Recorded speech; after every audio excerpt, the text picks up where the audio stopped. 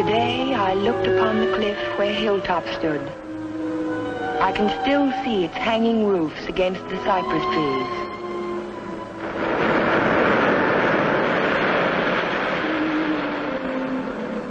But Hilltop is no more. There is only a scar of jutting rock where once its windows glittered in the California sun. My Aunt Amelia's house still stands next door. I was a welcome guest within its walls, but to me it will always be a house of fear. I was afraid that Sunday morning in September. I was afraid before the doorbell rang.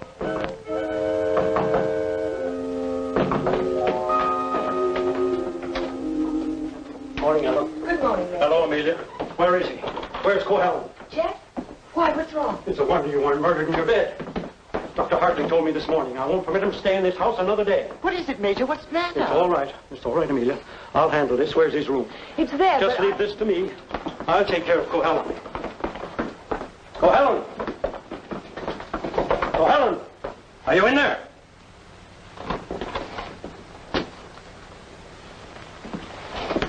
He's gone. He can't be. He said last night... Well, I mean, he must be around somewhere. I'll search the place from top to bottom. Would anyone mind telling me what all this excitement is about? You've been harboring a dangerous man. A man who is... Wouldn't it be fair to Jeff if we waited until we find him and then he can speak for himself? Well, by all means, find him.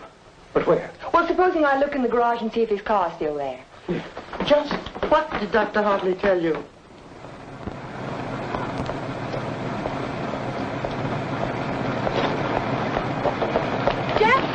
Jeff, are you in there? Jeff! Jeff, are you all right? Major Badger, hurry up! What's the trouble? Jeff! What's wrong? Jeff, I'm in the motor. Come on. Stay out there, We haven't seen a Penny boy. We've got to get him out in the air.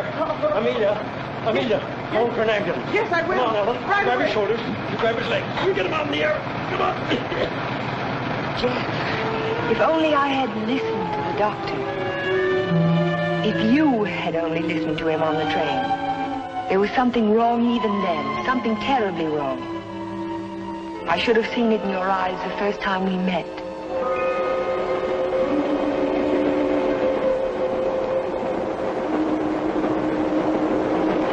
Well, hello, Jeff.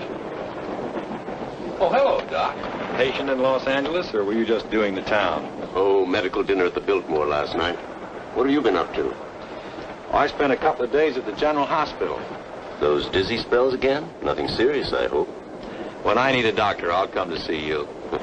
I was getting some technical stuff for the Veterans Hospital I'm working on. Didn't I hear somewhere that Ben Sheppard donated the land for it? That's right. Join me in a cup of coffee?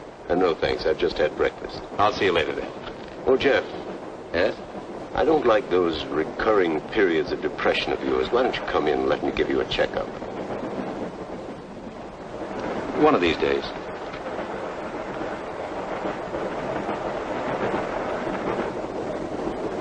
Morning, Elmer. Oh, good morning, sir. How about a little breakfast? You can start me off with some black coffee. Yes, sir.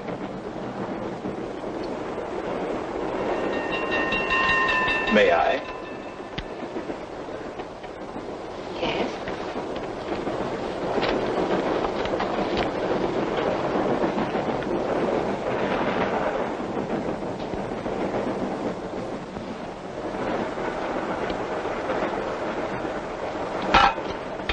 Oh, sorry.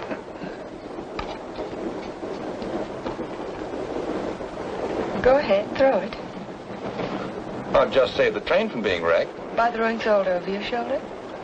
Oh, by showing proper respect for the powers of darkness. Powers of darkness. What have we here? A disbeliever? Let's see what the tea leaves say about you. Your coffee, sir. Oh, thank you. There's a trick my grandmother taught me. She learned it from an old witch in Ireland. And so you've been drinking coffee ever since? That's beside the point. I see your name scribbled on the bottom of the cup. It starts with an L, doesn't it? It does not. Ah, but it does. The tea leaves never lie. I see it now. L-N. Your name is Ellen. Isn't it? Yes. You'll not be so quick to scoff now, will you? Now, let's see where you're from. I see a large body of water, not so large as an ocean, but the next thing to it. Now, what could that be? Lake Superior. It's the largest lake in America. Then you're from Lake Superior? From Minnesota. Now we'll go into your destination. It's Pine Cliff, of course. You wouldn't be on this train. But where in Pine Cliff? I see here an old woman and the letter A. Now, let me see. The old woman is standing in the garden and she's talking to her neighbor. So you're going to the city, she says. And what train will you be coming back on? Saturday's train, he says. Then you'll have a pleasant companion, she says, for my niece Ellen is coming to visit me and she'll be on Saturday's train. You see, the tea leaves never lie. And neither do the tea bags. But how will I know her, I says to Amelia. Sure, now, she says, just look around the parlor car and the prettiest girl there, that'll be Ellen Foster. You're a real Irishman, aren't you? You've obviously kissed the blonde stuff. Kissed it, she says. I wear it on my watch fob. And just from what part of Ireland do you come? Flatbush.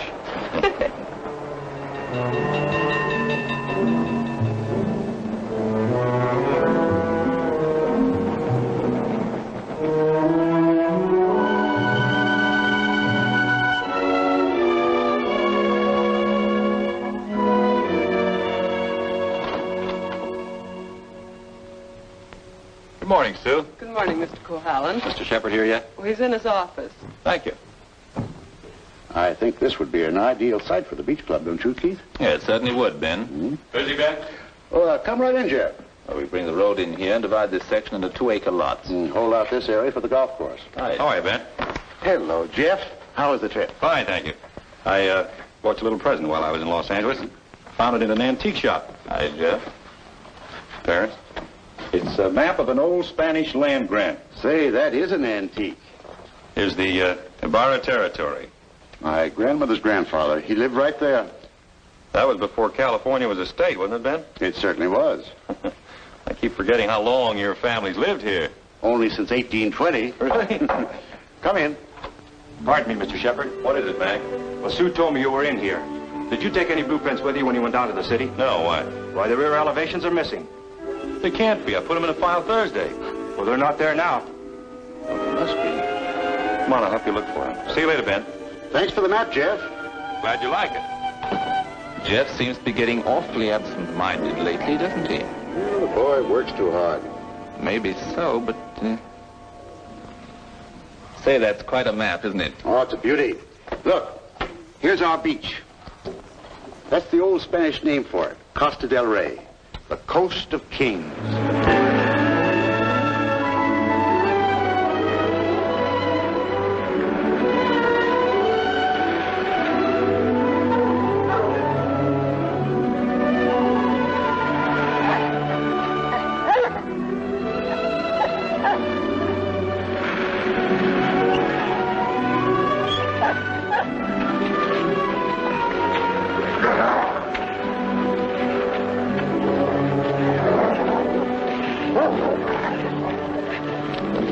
Down, mister, down. Don't be afraid of him. He won't hurt you. Well, I hope he didn't tear your coat. oh no, it's all right. I don't know what got into him. He never barks at people. He seemed to think I was an intruder. Oh, yes. Of course, that must be it. Is this a private beach? Oh, no.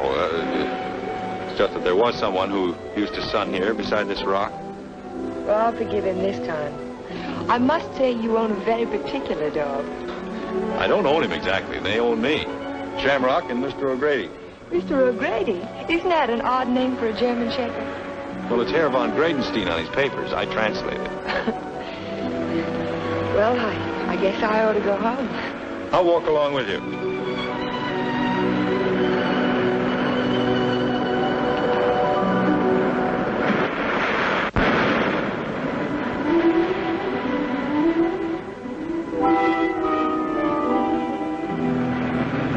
What an amazing house.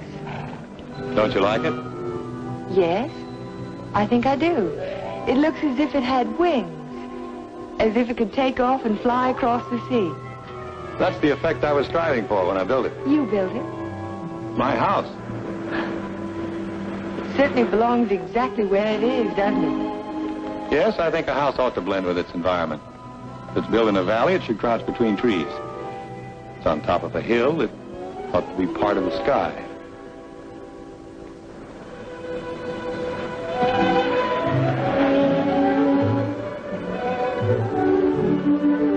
As soon as I put Shamrock up, I'll walk the rest of the way with you. It's nice of you to insist. Isn't it? I'm beginning to like your house more and more. You can't take it all in at the first glance, can you? No, it's like some people that way, I guess. You have to know them a while. Like you, for instance? Yes, I suppose that's true of me, too. We don't have houses like that in Minnesota.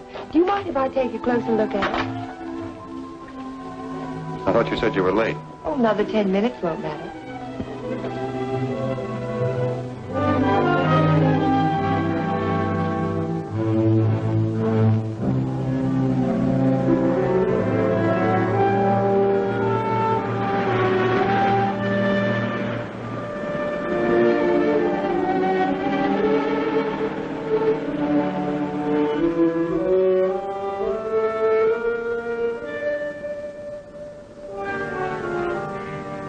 May I go in? Why, of course.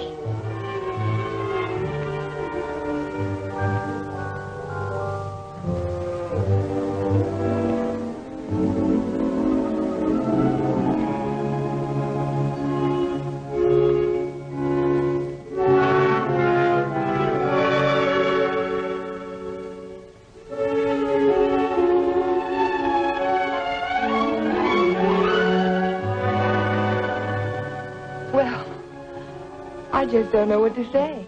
You care for a drink? Thank you. Sherry, all right? Yes.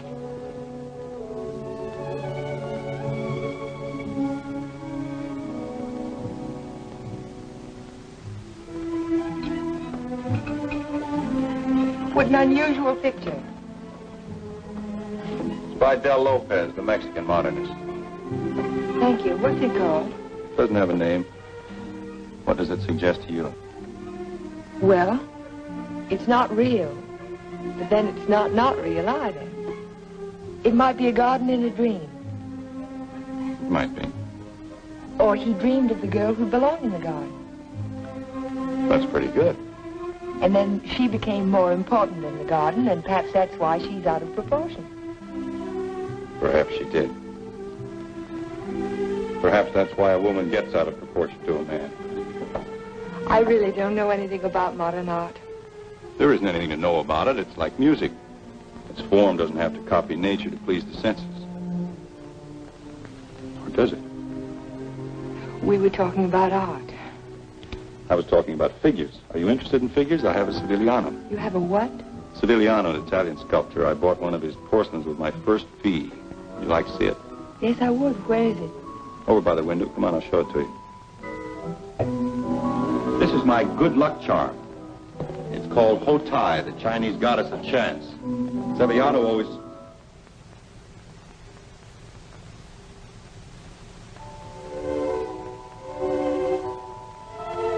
Oh, Jeff, I'm terribly sorry.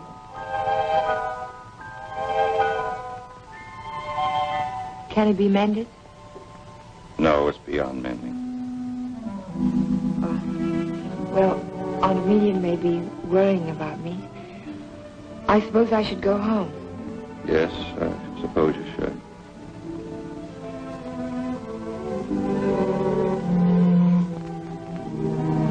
Goodbye.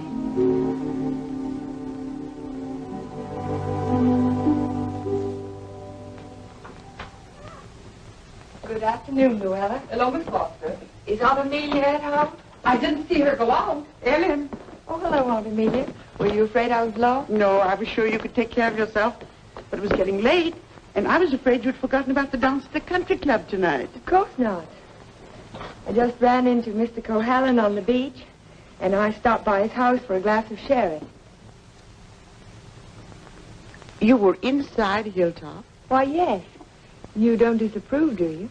After all, I'm a little old to need a chaperone. But no one's ever been inside Hilltop before. No one. Except Jeff. It's funny. He built it for his bride. Then there's a Mrs. Cohalan. No, Vivian was killed the night before the wedding.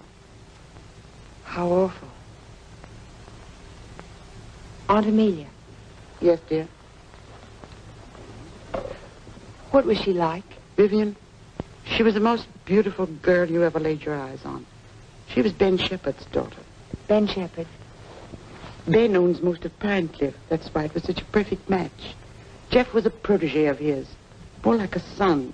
And when he fell in love with Vivian, Ben was delighted. Of course, he adored Vivian, especially after her mother. But I shouldn't talk about a mother. It was such a scandal. Poor Ben. Aunt Amelia, you said that Vivian Sheppard was killed. Was it? It was an accident. Jeff told Ben it was bad luck to have a party before the wedding, but Ben insisted. There were so many people there. Jeff and Vivian stole away in her car, and 5 minutes later she was dead in a collision on 12 Mile Drive. You never can tell what private tragedies people have had, can you? I mean, when you first meet them. He seemed so light-hearted on the train. He can be that way sometimes, and the next minute he's strange, like never inviting people into his home and never mentioning Vivian's name. I can tell you one thing, we've been pretty worried about Jeff, but the way he's been acting. Well, how would you expect him to act after a shock like that? Seeing the woman he loved killed right in front of his eyes? It's a wonder he didn't go out of his mind. Don't get so excited, dear. I'm sorry. And don't get too interested in Jeff Cohalan. There are other attractive men in Pine Cliff. Oh, men who aren't... Men who aren't what, Aunt Amelia? Well, after all, he has had a tragedy in his life, and it's only a year ago. Hadn't we better get dressed? Yes.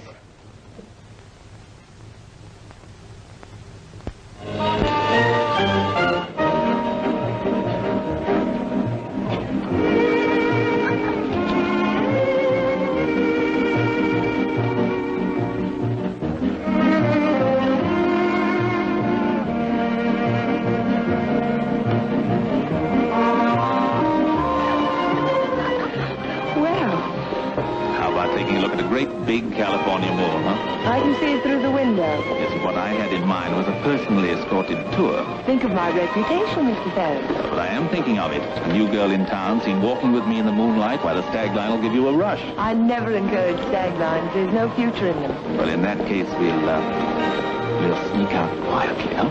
No, thank you. Thank you, but no. Cold climate, Minnesota. Yes, isn't it? Let's go down to the bar and talk it over. All right. I see you know our local hero. We've met. Charming fellow.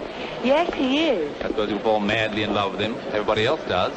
Except you, Mr. Ferris. Oh, I think he's just ducky. Did you children enjoy your dance?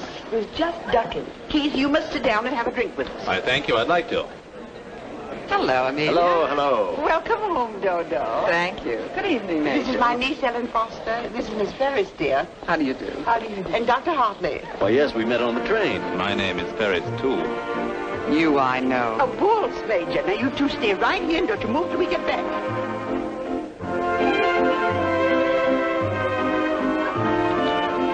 Miss Foster, the only dance I know is a waltz. Will you risk it with me? I'd love to, Dr. Hartley. And how were things at the separation center? Did you have a good time? Reno is delightful. I received my discharge papers yesterday. You'll get your copy in the mail. Well, that calls for a celebration, doesn't it? It certainly does. In that case, I'll take you down to the bar and buy you a drink. Oh, really? Oh, come now. We're civilized people, aren't we? Well, I guess it can't do any harm. You know, I think it ought to be a lot of fun, now that we're not married anymore.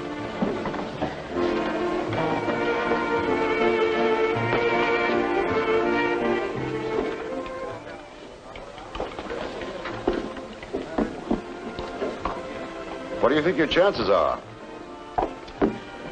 Ben, I built more hospitals in the South Pacific in 1 year than the average architect will see in a lifetime. The only competition I'm worried about is Talbot and Talbot. Huh? Not that I can't compete with them professionally, but they seem to know how to play the political side of it. Well, that won't count here. I hope not. Anyhow, I'm indebted to you for a crack at it. I merely suggested that they invite a local architect to submit plans. Jeff, you're looking pretty seedy. Sure you haven't been working too hard? Well, it's been a pretty hectic week, Ben, but we finished up tonight. Plans are all wrapped and ready for mailing in the morning. Hello, Ben, you old darling. Hello, Dodo. Hello, Jeff. There's an admirer of yours looking for you upstairs. Who's that? A girl by the name of Foster. You seem to have made quite a score. Aren't you speaking to me, Jeff? Certainly, Dodo. How are you? Fine. Are, congratulations in order? They certainly are. We're celebrating the new freedom. See you later. Bye. I think I'll go upstairs, Ben. It's, getting a little crowded down here.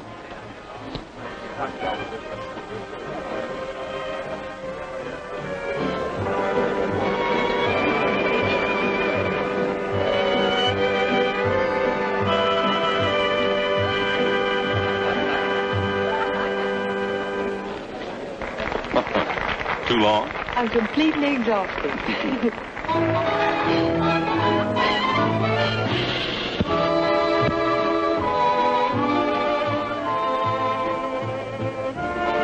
What is that song? Do you know? It's called Don't Forget Me.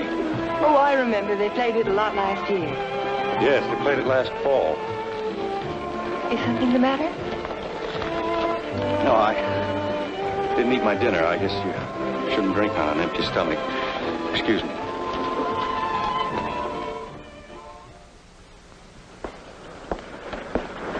Here, Butch.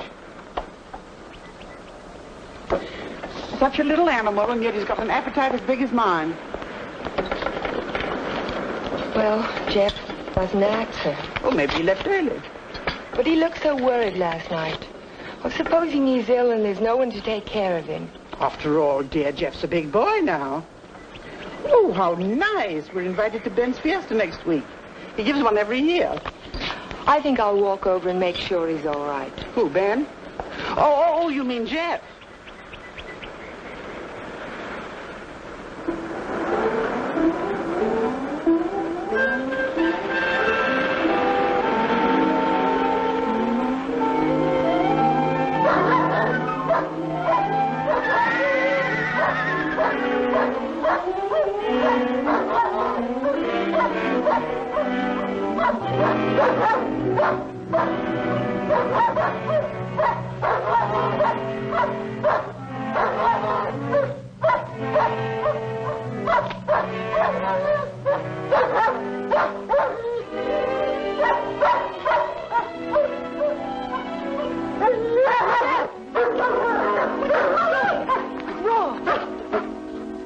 Look at his right front leg. It's shattered. Poor Shamrock. I hate to have to destroy him. How did it happen? I don't know. I don't know how it could have happened. You better wait for me outside.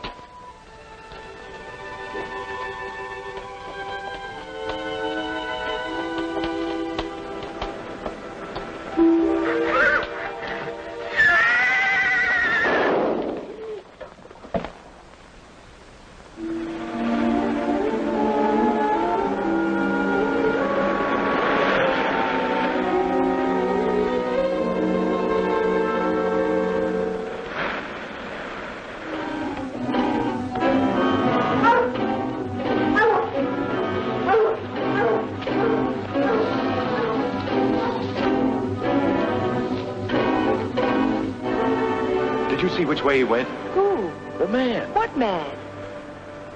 He was hiding in the bushes. Didn't you see him? No. I only saw some branches move, that's all.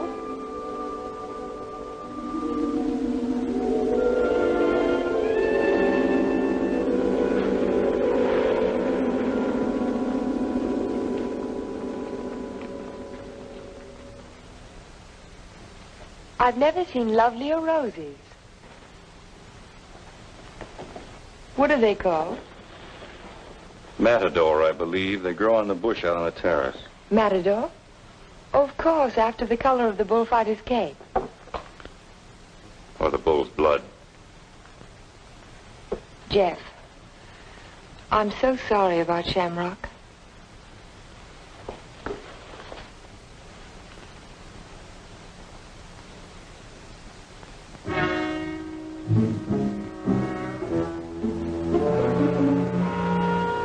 Ellen,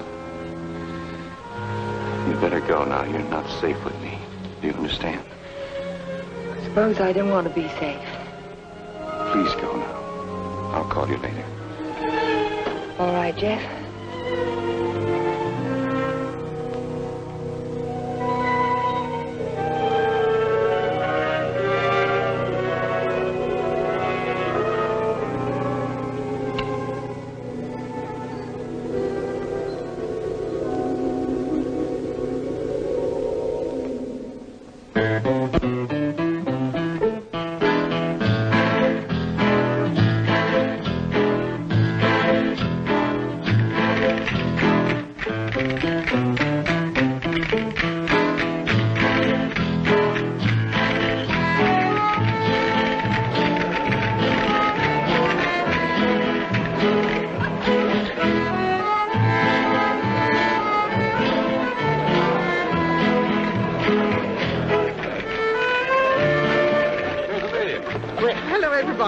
Ben, this is a wonderful park. Oh, thank you, Amelia. Tell me, have you seen the Major?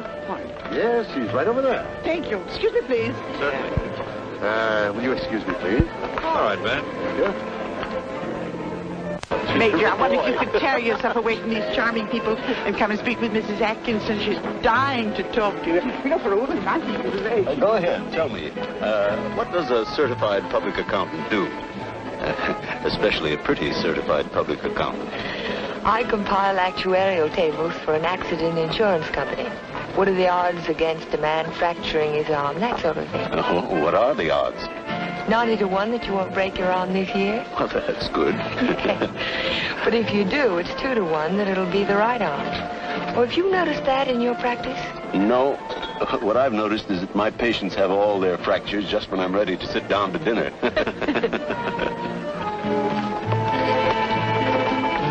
Hey, you. Come here a minute. I want to talk to you. Si, senor. Didn't I see you around my place last week? Me? Me, no, senor. I'm sure I saw you hanging around my stable. Me? No, senor. Some other fellow, but not me. Just a minute. All right, go ahead. Well, I wonder what that was all about. Oh, the morning after the dance, I went over to see if Jeff was all right, and there was a prowler behind a bush. Did you see him yourself? No, but Jeff did. Oh. Cigarette? Thank you.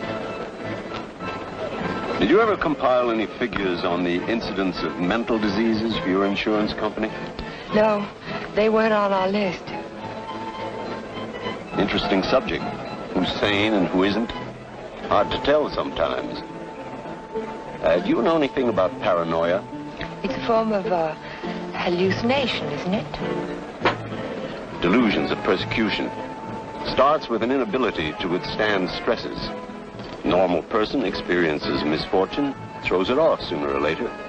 But if a person is psychotic to begin with, he may start to imagine things. He might even begin to imagine there's a conspiracy against him. That's when he gets dangerous. Do you have a specific case in mind, Doctor, a person that you're treating? No, it's out of my field. I'm a general practitioner, not a psychiatrist. Senor Doctor. Yes. Lady call on telephone, very sick. You come right away? Did you get the address? Si, senor. Oh, thank you. Forgive me, please. Of course.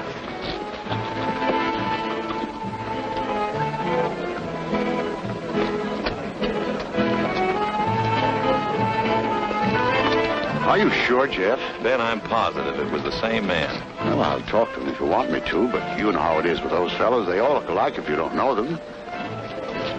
Maybe you're right, Ben. So the guy gets up and he says, Keith, you take a powder. Oh, the guy was bigger than I. What could I do? The same thing happened to me, only he wasn't so tall. Oh, I remember all too well. For that evening. Excuse me, honey. I'll be back in a while. Certainly. Because the rest of the committee feel that a local architect should have the job. Ben, may I see you a moment? Surely. Excuse me, Jeff. Certainly.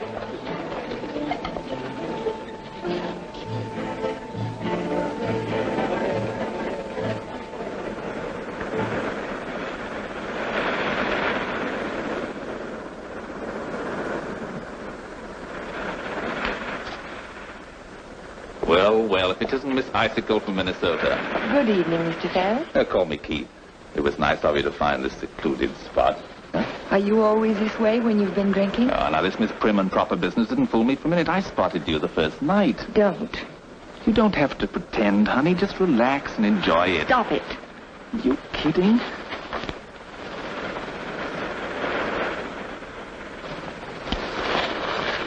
Jeff. Hello, Galahad. Been playing Peeping Tom? Get out. Don't be ridiculous. As I was Would you saying, mind honey, leaving us alone? Jeff, please I'd like don't. to have a few words with him. Privately. If I ever catch you around Ellen again, I'll run you out of Pine Cliff. Galahad, you frightened me. I'm warning you, I mean it. Keep away from her. I know too much about you. So what? You'll never open your mouth. That's the beauty of it. It's your story, and you're stuck with it. I don't have to open my mouth. I can close yours. What are you two boys arguing about? What does anybody ever argue about? Politics. Oh, politics. Keith, will you do me a favor? Dr. Hartley had to leave on an emergency call. Will you see that Dodo gets home? She has a little headache. I'd be glad to. Ben, don't you think maybe I'd better? Look, I pay her alimony. I'll take her home.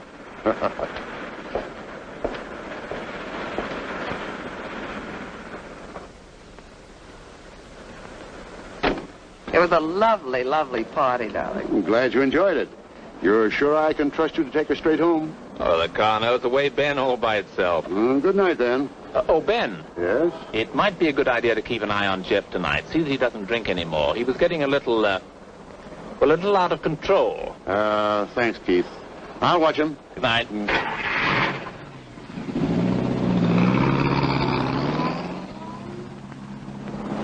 Still cutting the lad's throat, I see. An inch at a time. Every little bit helps. Helps what? Or is it just pure meanness on your part? Don't be stupid. Ben hasn't any heirs, has he? All that money and not even a second cousin. Suppose he should take a notion to leave it all to Cohalan. Where would I be? Out in my ear the day after the will was filed. Well, you don't think he's going to leave it to you, do you? No. No, I'm voting for charity, with Keith Ferris as administrator of the estate. What would you think of a Vivian Sheppard Foundation for something or other? That turns even my stomach. Oh, I'm very well, thank you. You were in the cavalry, weren't you, Major? Well, I'd like to ask you a question. Can a horse break its leg in its own stall? What's that? You think it's a chance in a million? No, I was just computing the odds on an accident that happened last week. Well, thank you very much for the information, Major. Good night.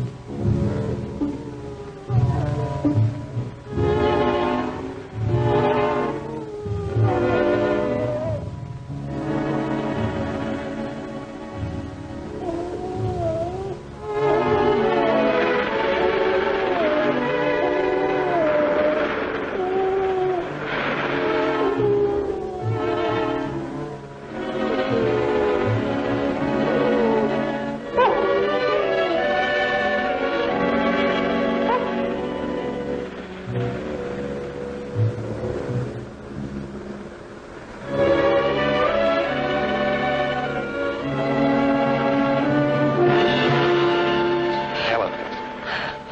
Oh, Jeff. What are you doing here? I heard the dog howling. And I heard it too. Could you tell where it came from? No. It's around here someplace, but I can't locate it.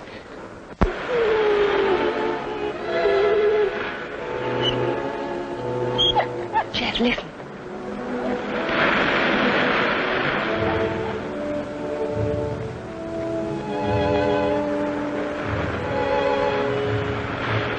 What's the matter, mister?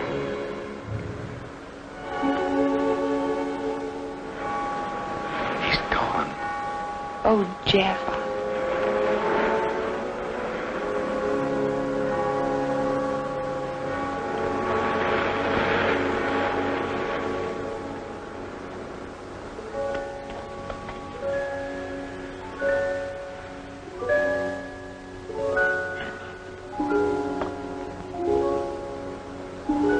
Well, that's about all we can do tonight. Jeff. I want to talk to you. Well, not now.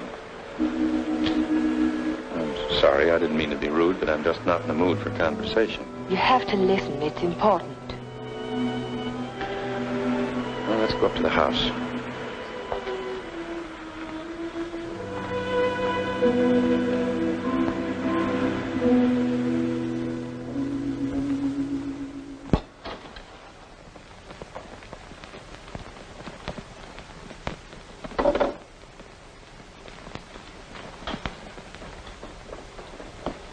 All right, let's have it.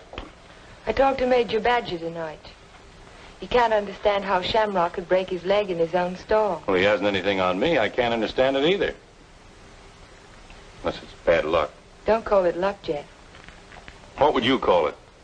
I'm not sure. A few days ago, this rose was on your matador bush. It was alive and beautiful. Now it's dead. Was that bad luck, or was it cause and effect? You picked it, so it died. I didn't pick it. The whole bush died overnight for no reason. There must be a reason. There's always a reason for everything. Is there? Maybe you can give me a reason for this. Take a good look at it. It looks different. Is it the way the light hits it? It isn't the light, it's the colors. Look at it again. Oh, I see what you mean. They faded, haven't they? All the life's gone out of it. Your rose bush dies. Your painting fades. But have you ever had a common, ordinary fall, Jeff? What do you mean? 65% of all accidents are falls. Falls down a flight of steps, falls out of a tree, falls off a ladder, or in a bathtub. But nothing of that sort ever happens to you. It's too ordinary. Your kind of accident has to be unique. What are you driving at? Your bad luck, Jeff. It's a little too bad to be true. Your porcelain figure fell off the table while nobody was in the house. Shamrock broke his leg while he was in his own stall. Now your picture fades. It's too bizarre, Jeff. The impossible can happen, but not over and over again. Are you trying to tell me they didn't happen? No, they happened all right, but it wasn't luck. Can't you see the pattern that runs through all your accidents? Shamrock, Mr. O'Grady, your picture, your statue, your rose bush, and the collision on the highway last year. That's when it all began. 6 accidents, and every one of them killed something you loved. Do you know what the mathematical odds are against a run like that? 1 billion to 1. Are you telling me they weren't accidents at all? No, I'm only trying to tell you that lightning can strike twice in the same place, Jeff, but not 6 times. You mean you think that all of these things have been planned by someone? Someone who hates you, who's trying to destroy you. Who could it be, Jeff? I don't know. We'll find out. We'll go back to the beginning, the night that Vivian was killed. We'll talk to the policeman who reported the accident. We'll find the garage they took the car to. We'll ask 1,000 questions about the accident and about Vivian. Ellen. We'll start tomorrow morning. We'll look for witnesses. Ellen, wait a minute. Perhaps the ambulance driver will remember something. I'll find him and I'll talk to him. You won't talk to anyone. Well, why? Why won't I? Because I don't want you to. But, Jeff... Listen to me. I don't want you asking questions. I don't want you investigating anything. This is my affair. I'll handle it my own way. I was only trying to help you. Well, now you've let me know where I stand. You don't want any help from me. All right, then, do it your own way. Ellen, listen to me. Just don't let any black cats cross your path. And if you see a horseshoe, pick it up and spit on it and throw it over your shoulder. That ought to take care of everything. Ellen.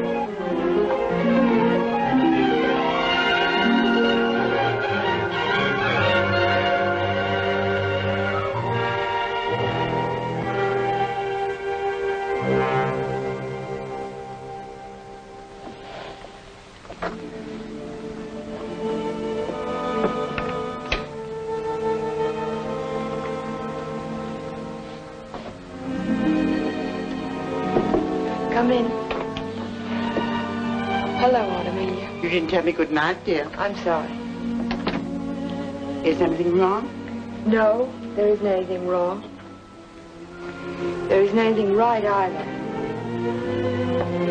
I saw you come home. You were at Jeff's again, weren't you? Yes. I don't want you to think I'm an old busybody, but I'm all the family that you have, and it would help you to talk to someone. What is there to talk about? He doesn't love me. He never will. He's in love with a memory. I tried to warn you to be sensible. Sensible. I love him. I've got to help him if I can, whether he likes it or not. I know. Good night, dear. Good night, Aunt Amelia.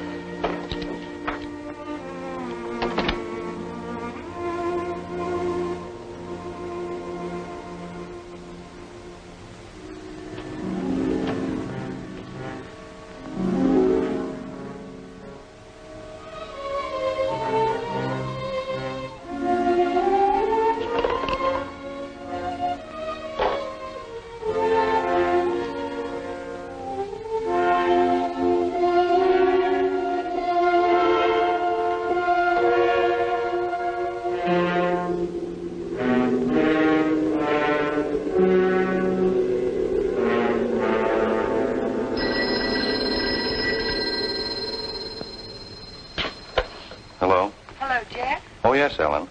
I've taken your painting to an art shop. You did what? I found out some very important information. If you come over tonight, I'll tell it to you. No, I can't tell you now. Look, I thought you understood I was going to handle this in my own way.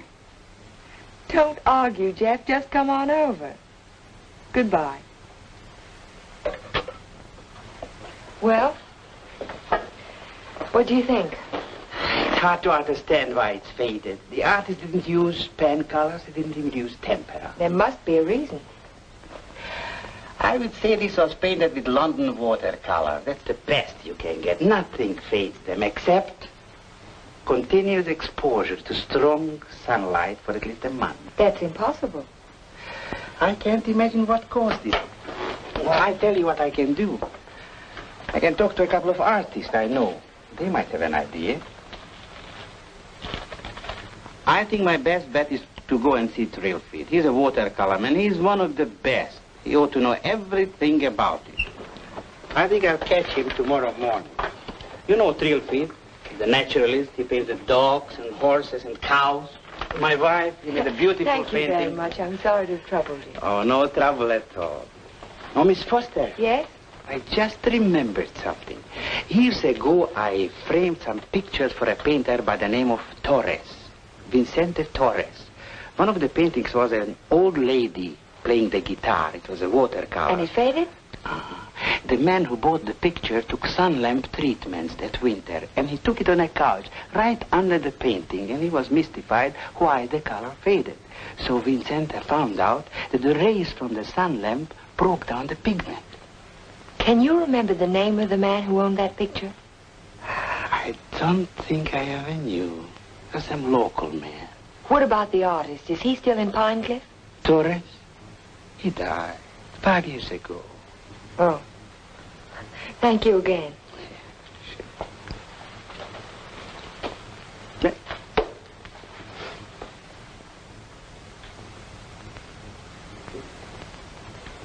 Very strange. Have you told anybody else about this? Of course not.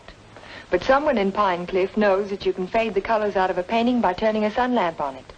If we can find out who owns that picture, Jeff, the portrait of the old woman with the guitar... What would it prove? If somebody wants to destroy a painting, there must be 100 easier ways of doing it. That's not all. Read this.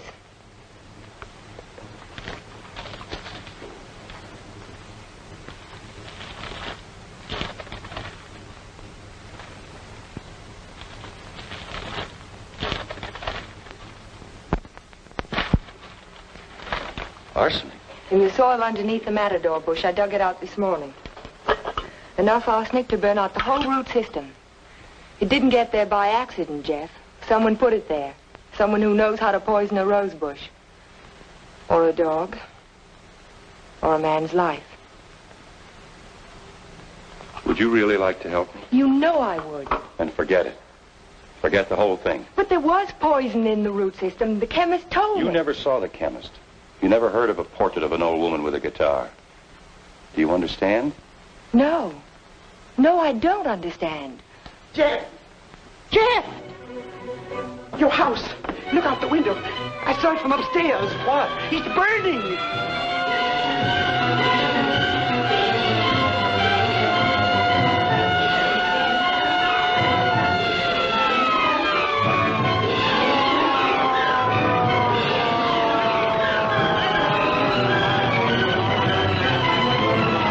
Sorry, we won't be able to save much, Mr. Cohalan. The fire's got too big a start. Everybody stand back. Out of the way, please.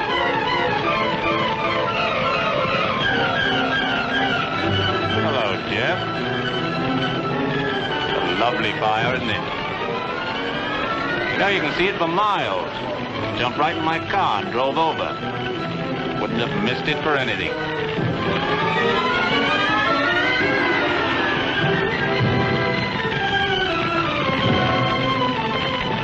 I'm so sorry, Jeff. Such a beautiful house. I'm glad it's gone.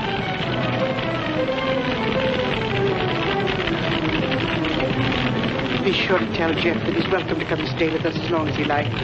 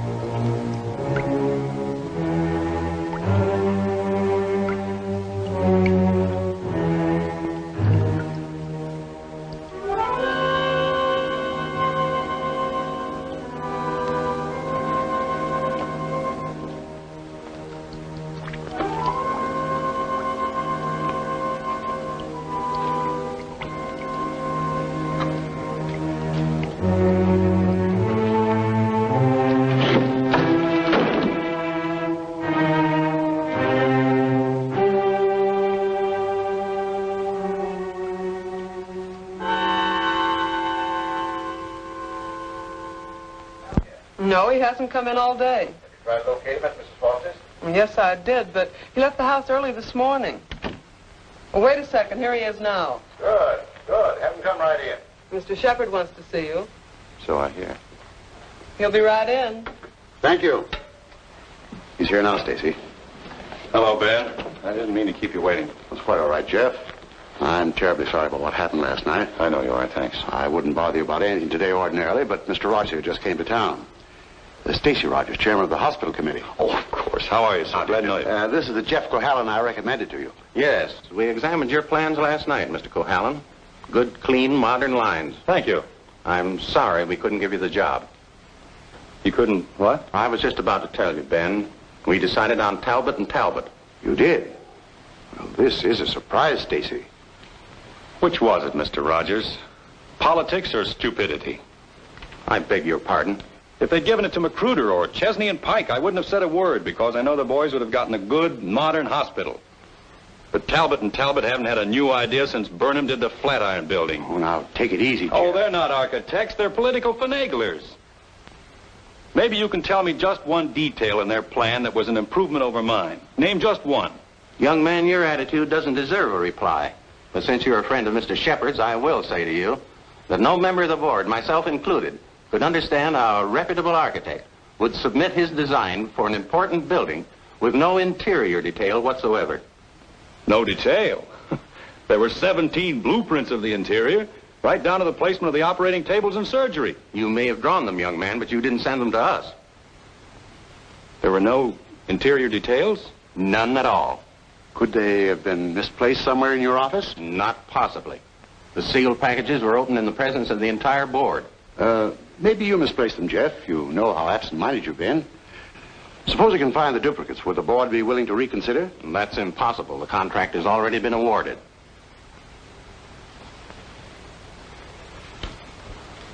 Well, this is quite a shock, Stacy. I felt sure that Cohalan would get this job. Oh, I'm sorry, Ben, but you understand my position. Jeff, you weren't going home without me, were you? Without you? You told me to drop in at 5:30 and you'd drive me home. Do you remember? I'm not going home now. Oh, is anything wrong? Everything's wrong. Come on, let's get out of here.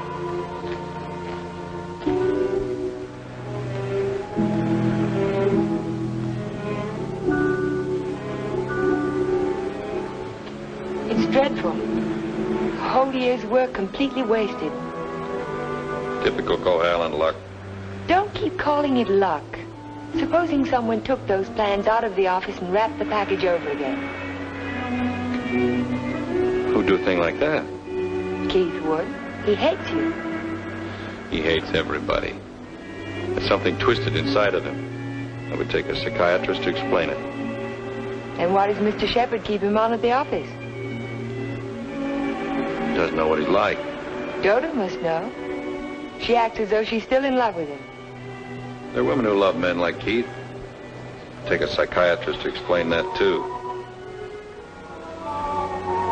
It's getting kind of late. I'd better drive you home.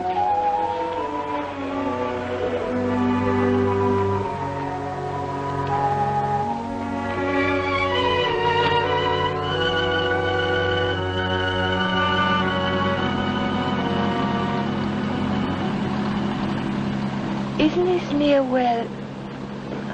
What'd you say? Nothing. Drive faster, will you, Jeff? I want to feel the wind in my face. All right.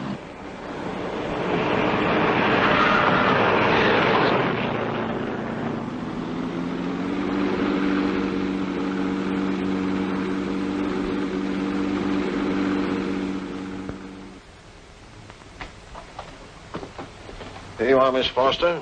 296 Hall Street, Fall River, Massachusetts. Thank you very much, Sergeant. Just one thing more. The accident happened on 12 Mile Drive, didn't it? That's right. Just 3 miles from Pine Cliff. Thank you very much.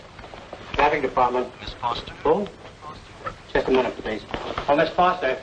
It's for you. For me? Hello? Miss Foster? This is Dr. Hartley. Oh, hello, Doctor. How on earth did you know I was here? My office is just across the street. I saw you go into the police station as I parked my car. Are you in trouble, Miss Foster? In trouble? Why, no. I mean, not exactly. I think you better drop into my office. Can you come over right away? Well, I have a long-distance phone call to make first. Well, just as soon as you complete your call. Yes. I think I could come by in about 20 minutes. Thank you.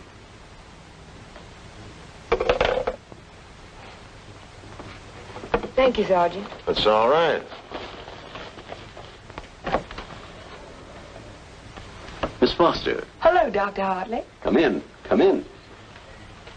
I was startled when you telephoned me at the police station. Well, I'm very glad I spotted you when I did. Why did you ask me if I was in trouble? Well, the fact is, I'm in rather an awkward position. But your aunt is getting along in years, and I didn't want to disturb her unduly, so I thought it best to discuss this matter with you. Sit down, sit down. Thank you. Yes, Doctor? Since I'm your aunt's physician, I feel it's my duty to inform you that she isn't safe. That neither one of you is safe, for that matter. So I wanted to get your permission to speak to your house guest, to ask him to move to a hotel. But I don't understand. What has that to do with my aunt's safety? Yes, I was afraid you'd ask me that. The fact is, you're forcing me to take an unethical action. The man isn't my patient, and even if he were... Whatever it is you're trying to say, Doctor, why don't you just go ahead and say it? Yes, you're quite correct. I'll come to the point. Let me say that I believe your house guest, Mr. Cohalan, is definitely paranoiac. He seems to have all the obvious symptoms of delusions of persecution. If that's true, then you and your aunt are in a hazardous position. Two helpless women in the same house with a man who may become dangerous at any moment. We can't allow it. May I ask you a question, Doctor? Certainly. You speak of delusions of persecution, but... Oh, a delusion is imaginary, a thing that never happened. That's right. But Jeff's dog was poisoned. His house was burned down. That was no delusion. I saw it myself. Did you see the gasoline can? Gasoline can? The gasoline can the police found in the ruins of Hilltop. It was an unusual type of container. Only one store in Pine Cliff sells them. And that store sold such a can to Jeff last Monday. How do you know? The chief of police told me so this morning. But I don't see how. And that isn't all. The body of the dog was disinterred. He died of arsenic poisoning. 2 days after his master bought a package of weed out. Are you trying to tell me that Jeff burned down his own house, that he poisoned his own dog? That's impossible. No man in his right mind... Exactly. No man in his right mind. But why? Why would he do a thing like that? Listen. Listen to this.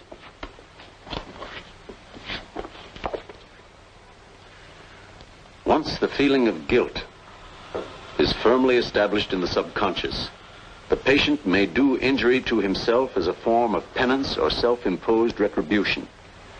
Such actions may be taken without conscious volition and will often disappear entirely from the memory stream, so that the patient is later unaware that his injuries were self-inflicted. That's my theory, that Jeff is suffering from feelings of guilt, and he's unconsciously punishing himself for it. Guilt? You keep talking about guilt. I don't understand you. What is he guilty of? His fiancée was killed in an automobile accident a year ago, and he was at the steering wheel at the time. It would be an unusual man who didn't reproach himself under those circumstances, even if he was blameless. And if he thought he was responsible for the death of the woman he loved, if the thought began to prey on his mind, it's rather an obvious theory, isn't it? Yes. Then I have your permission to speak to him. I'll be as tactful as possible. No, not yet. Not until Friday. Friday? I've got to have time to think about it. I'll be very careful, but promise me you won't speak to him yet. Well, I can't force my opinions on you, Miss Foster, but I must emphasize as strongly as I can that delay can be dangerous. Extremely dangerous. I'll be very, very careful, Dr. Hartley. I hope you will, Miss Foster. Thank you.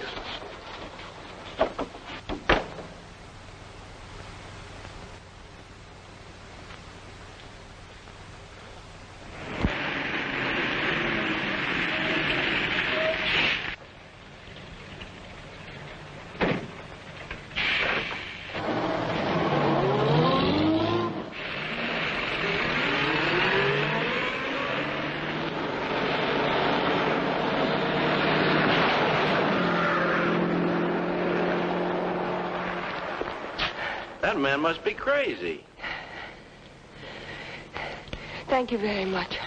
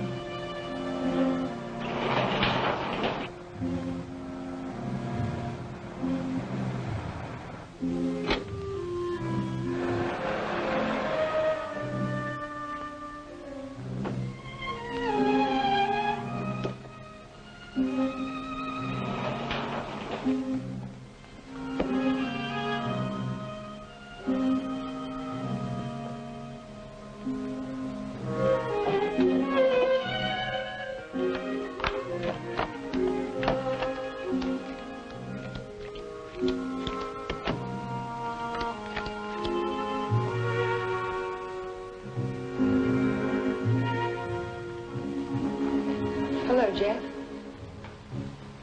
Hello.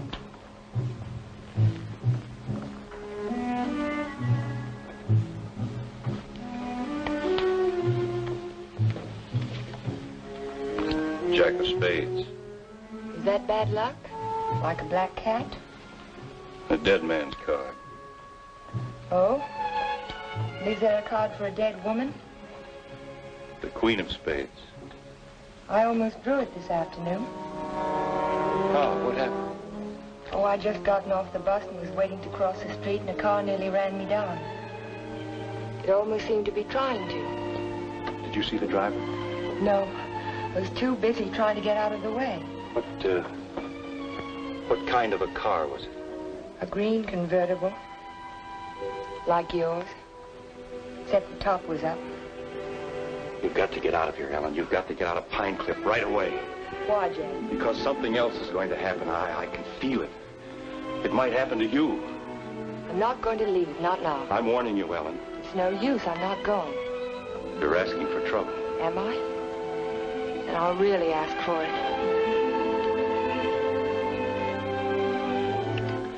Watch yourself closely. Watch yourself every minute. Don't trust anybody. Not even you? Not even me. Well, I think I'll go to bed now. Major Badger said he'd come by in the morning and take us to church. You won't forget what I said. You'll be careful. I'll be careful.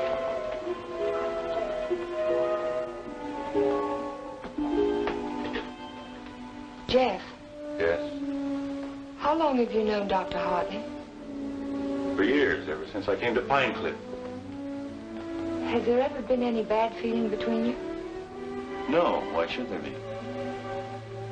Well, he thinks that the shock of Vivian's death might have affected your mind. He thinks that you might be paranoid.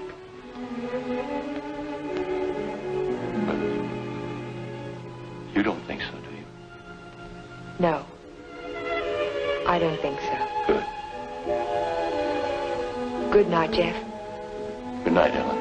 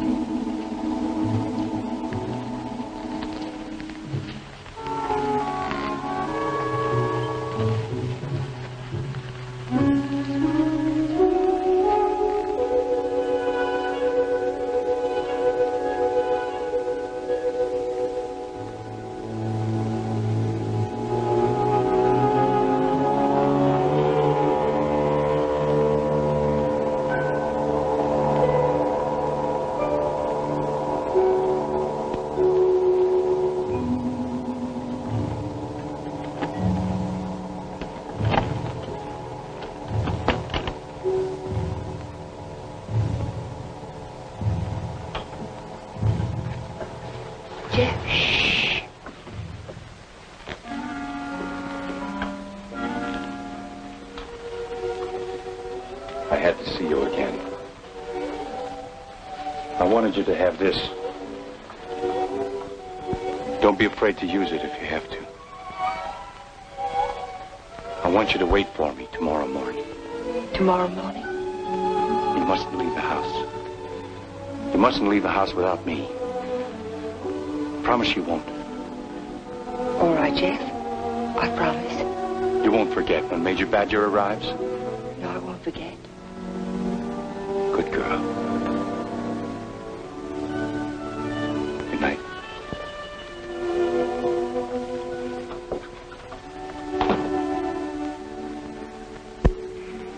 We found Jeff early the next morning. I can still smell the fumes of the gasoline as we pulled his body from the car. But somehow it didn't quite ring true. I couldn't believe that Jeff would try to kill himself. No suicide note was found, but the local architect was discovered in the Foster garage with the door closed and his car motor running. He was immediately removed to City Hospital, where latest reports from Dr. Raymond Hartley advised that Cohalan is now definitely out of danger. On the national scene, Congress resumed its discussion of the Morse-Conlon bill today. Labor spokesmen have announced that they will request an amendment guaranteeing... I'd like some more coffee, nurse. With cream and sugar? How did you get by the no visitors sign? I walked right straight past it to ask you a question. Oh, you did? Well, suppose you walk right straight past it again, going the other way. Not till you've answered my question. Would you rather I rang for a nurse? Oh, you weren't that way on Saturday night when you needed me. I made you a promise then and I kept it. Now I think you owe me the answer to one question. Just one. Well, I won't ask you why you came to my room that night. I know the answer to that one. Oh, you do? Certainly. You wanted to make sure that I'd find you on Sunday morning before the motor ran too long. You probably didn't start it until after the Major rang the doorbell. You don't miss much, do you? You counted on that, too. You knew that when we couldn't find you in your room, I'd think of looking in the garage and oh, thank you to see if your car was still there. You have all the answers, haven't you? All except one. Why did you fill those buckets with gasoline? Fill the buckets? Oh, you saw that, too? Yes. I wasn't filling buckets. I was draining the gas tank. So if you didn't show up in time, the motor would stop running as soon as the gas in the carburetor was gone. But why? Why did you do it? You had your question. Don't be technical. Why did you pretend to commit suicide? When that car almost ran you down Saturday morning, you don't think that was an accident, do you? I couldn't get you to leave town, so I had to give him a different target. Different target? Me. Man doesn't kill my rose bush and my horse and my dog and then stop there. He must want to kill me. I can't wait any longer, not while strange automobiles are trying to run you down on the highway. I've got to force his hand now. I want him to think that it's safe to take a shot at me. Don't you understand? Not quite. I've tried to commit suicide, haven't I? It was on the radio. It says so right here. So what if somebody takes a shot at me now and leaves the gun in my hand? It's an open and shut case, isn't it? The police wouldn't even investigate. So he's free to kill me now if he can. Doesn't have to hit around the edges anymore. But keep away from me. Don't stand too close to the target. Is that why you wanted me to leave Pine Cliff? That's why I want you to go home now and stay there. Lock the doors from the inside. If you have any visitors, don't let Aunt Amelia out of your sight. Don't trust anyone. Where will you be if I want to find you? I don't know, but I have to get out of here. I can't wait for him to make the next move. I've got to get out and go after him. You say the exhibit was in 1939? The summer of 39. I ought to have that catalog somewhere.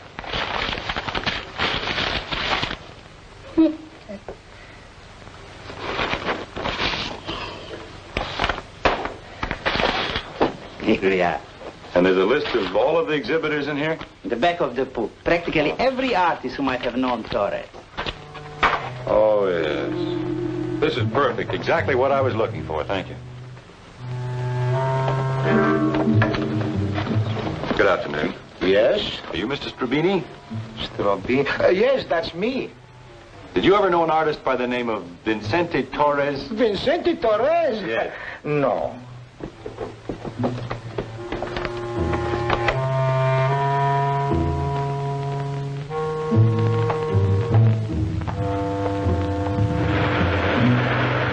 Vincente Torres? Certainly I knew him well. Watercolor man. No sense of depth. Do you recall a painting he did, a portrait of an old woman with a guitar? An old woman with a guitar? Don't believe I ever saw it.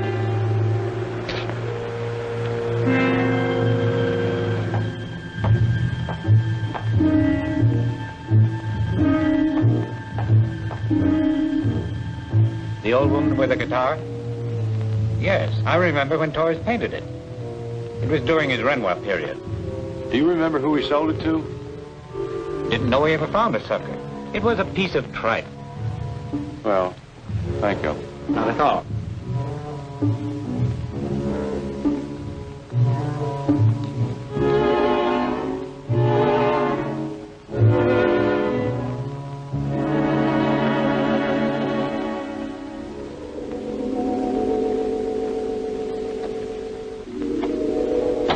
Why, Mr. Cohalan, Hello, Sue.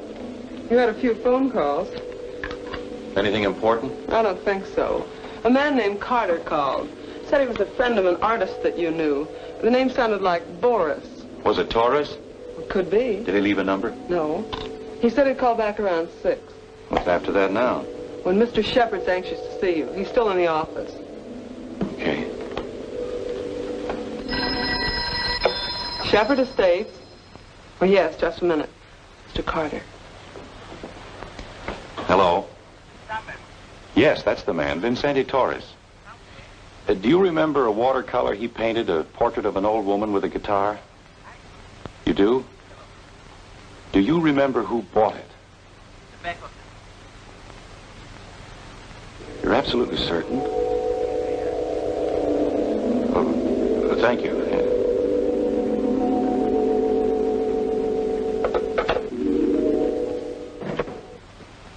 Oh, you're just the man I've been looking for. They wouldn't let me in the hospital, and you seem to have disappeared since you got out.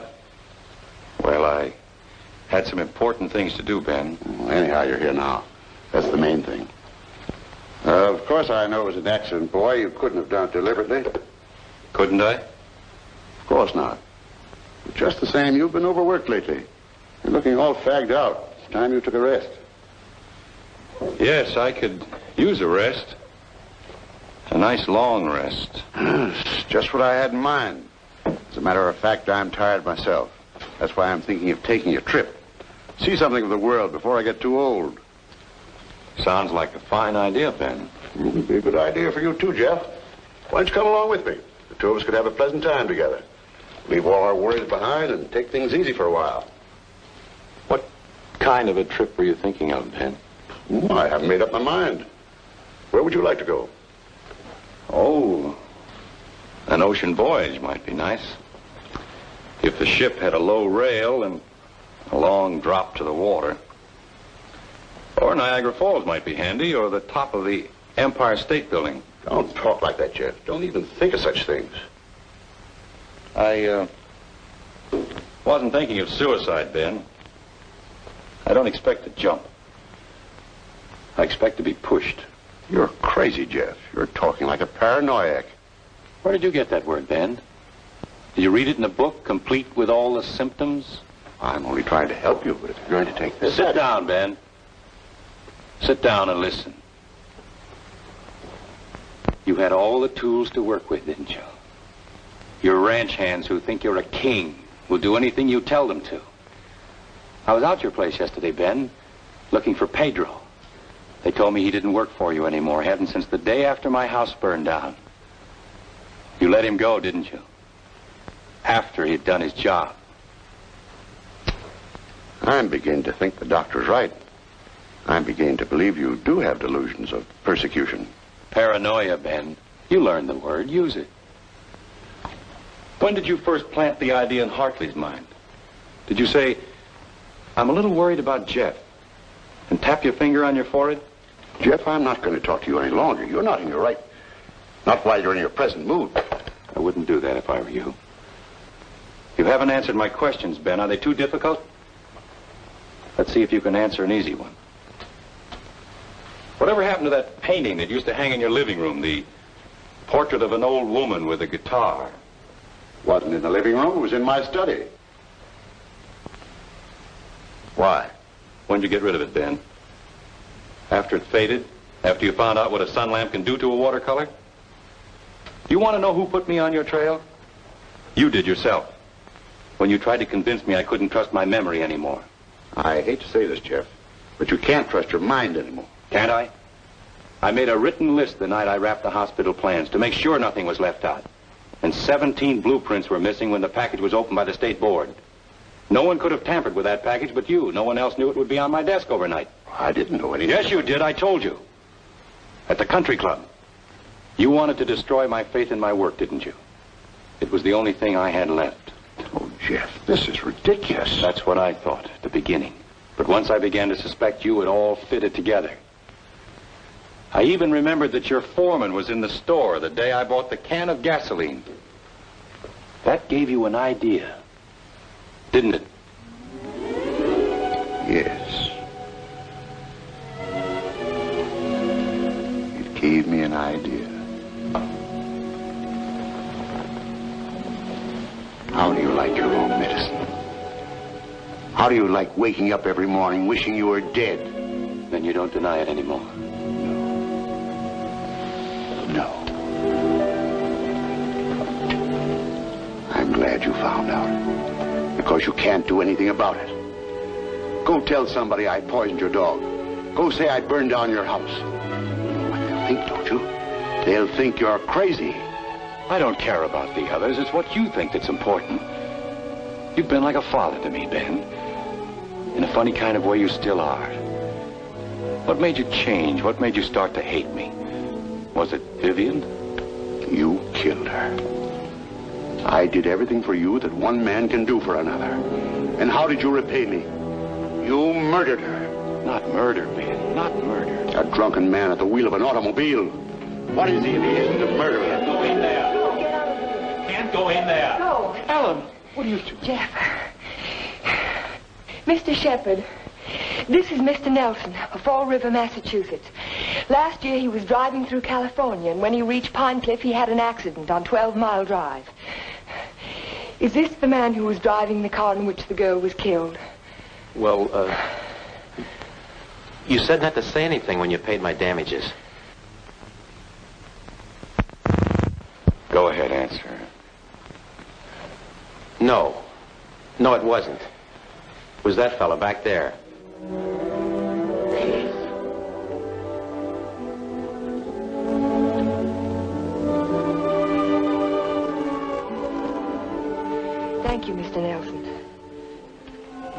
I tried to keep it from you, Ben. At the party you gave the night before Vivian and I were to be married, I don't know whether you remember or not, I said something to you about the room being a little stuffy. I wanted to go outside for some air. I was really looking for Vivian.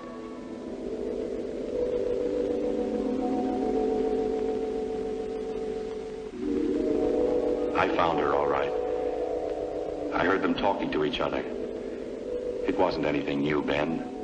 It had been going on for years, all the time I was overseas. He was telling her why he'd never marry her. He couldn't. Dodo wouldn't give him a divorce. So she said, we'll run away without a divorce.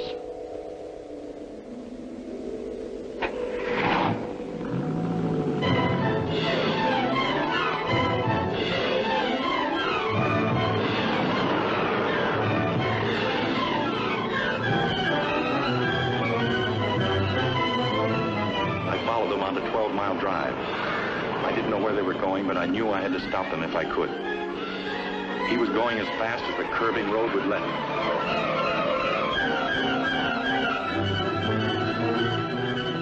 I tried to catch him, but he was driving like a madman. We were coming to the fork where 12 Mile Drive meets the highway. I saw a car approaching on the main road. Ferris didn't see the other car. I knew what was coming, but there was nothing I could do to stop it.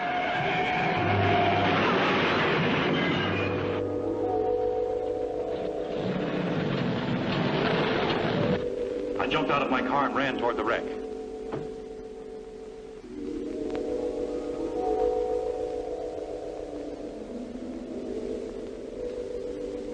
He said, do something for her. But there was nothing anyone could do for Vivian. There was only one thing left to do for anybody. I told him to take my car and get away from there.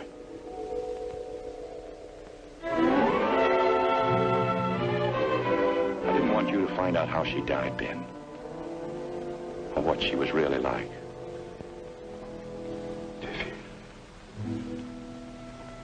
Vivian.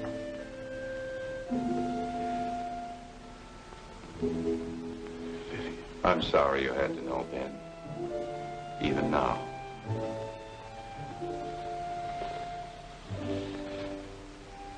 Vivian. I always gave you everything you wanted from the time you were a little girl. You were all I had after your mother ran away. She was no good. I never told you that, did I? Your mother was no good. Now you want to run away, too. You're just like her. The same bad blood. Jeff, he thinks I know. I won't go through that again. I'll kill you first. I'll kill both of us. My shoulder.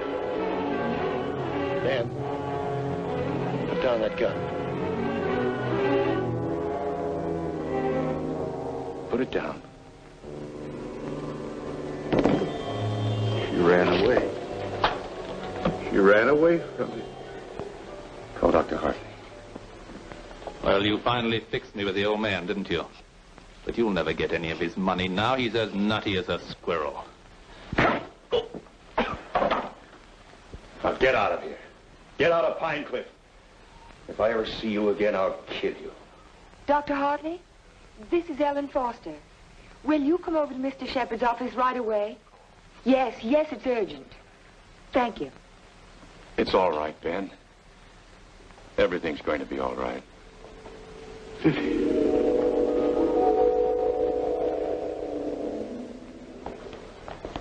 Well, Doctor, will he live? He's healing beautifully. No infection, no complications, simple perforation of the deltoid. And all the time I thought it was my shoulder. You won't need that thing anymore. Good. Here. He'll be as good as new in a week. Tell me about Ben. Well, Amelia, Ben was the psychopath, of course, from the beginning. I ought to have suspected it, of course. Now he's had what the psychiatrists call a catharsis. He's brought his troubles out into the open. Ellen helped to bring them out when she phoned Fall River. He'll be all right now. In time. Well, I'm very happy to hear that. Well, I hate to drag myself away, but the ill and injured are waiting. I'll see you to your car, Doctor.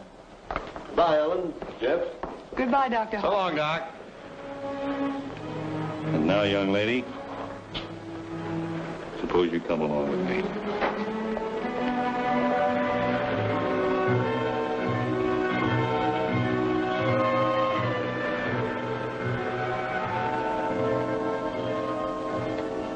Ellen, Yes, Jeff? there's something I've been wanting to ask you. Yes, Jeff? How in the world did you ever find that fellow from Fall River? Oh, I found him in the traffic accident records at the police station. What made you think of him?